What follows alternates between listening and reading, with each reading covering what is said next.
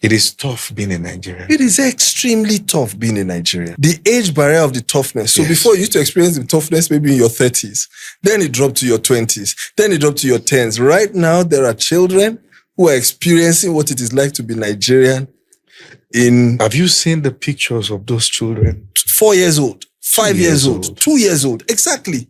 Those children, and that brings me to the next thing. I was speaking with an amazing lady in our church in Kenya, and she said something that made me think that night. She said, I've observed you guys, Nigerians. Your life is largely transactional. And we in Kenya, our society, our life is largely relational. She said, and I when I looked at it, I saw that it was true. When you go around in Kenya, there's a mentality that they like the community, like in church, people come together, eat together, dine together, celebrate themselves, sit in gardens, do all those things. In a sense, we may feel that, maybe they have all their needs met, but they do that regardless of the needs on ground. I think there's something quite not settling with me about the way we go about life. We spend every day chasing money or whatever it is we consider important, and we never truly live. Families, children never truly experience their parent.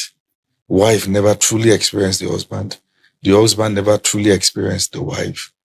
And you can even be in a church that you have never seen truly experience your pastor as human. So we now tend to want to fill those gaps with a lot of performance, wax-coated performance, and all that. And one of the things I respect about you when I see you is the fact that you are not just existing.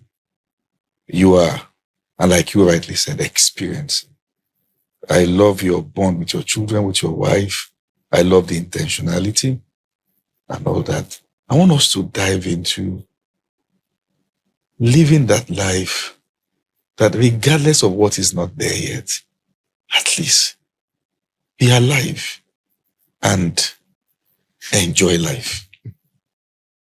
So I must give credit to the kind of woman I married. Because of the trauma I experienced growing up, I placed a premium on success, on wealth. And I got married to someone who enjoys the journey while waiting for the destination.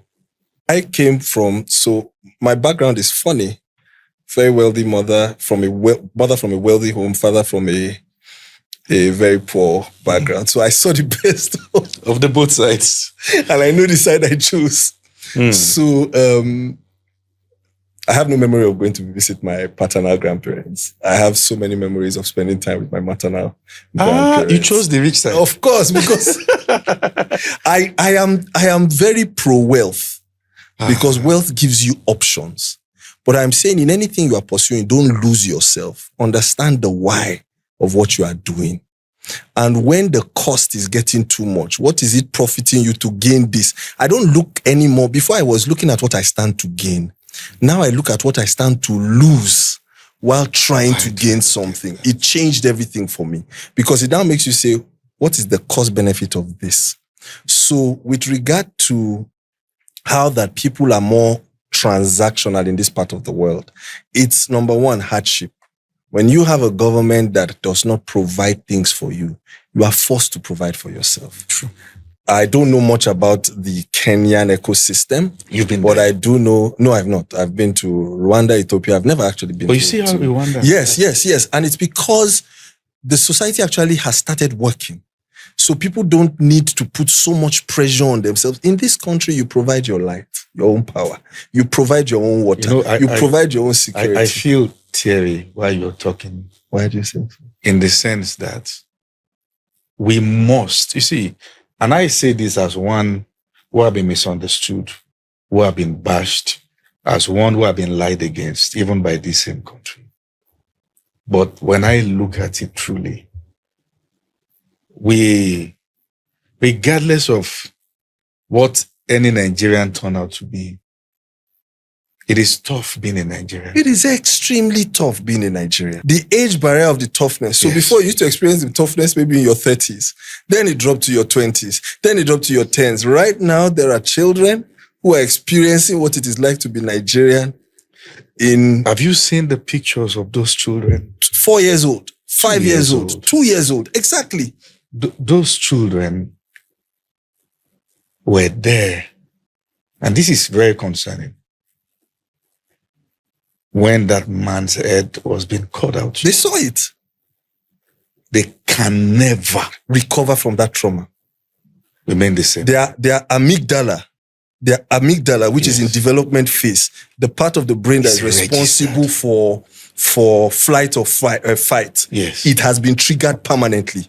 Their prefrontal cortex, which develops much later, Yes. will spend years catching up with that experience. Now, everybody talks about the children who are currently in captivity. Let's talk about the captors, the kidnappers. Yes. It is very possible, because I've lived in the north. When you look at Almajiris, I grew up in the north, so exactly. I know the system. You will see a child that has been forced to take responsibility for himself. Do you know Yes. it's possible that those kidnappers may be looking at those children and saying, "What are you going through that I that didn't we go didn't through?" go through. Oh, because I'm tying you up, I was tied up. Yes. Because you are starving, I was starving. It's My life systemic. changed when I got this gun. So it's a recycling of pain. It's a recycling of hopelessness.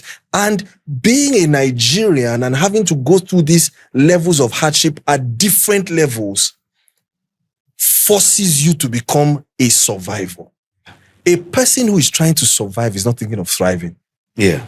So we must balance it. Yeah. Yes, we are transactional, but if I have to pay for my own electricity, pay for my own security, pay for my own water, pay for my own internet, a time will come when I have to actually be a hustler.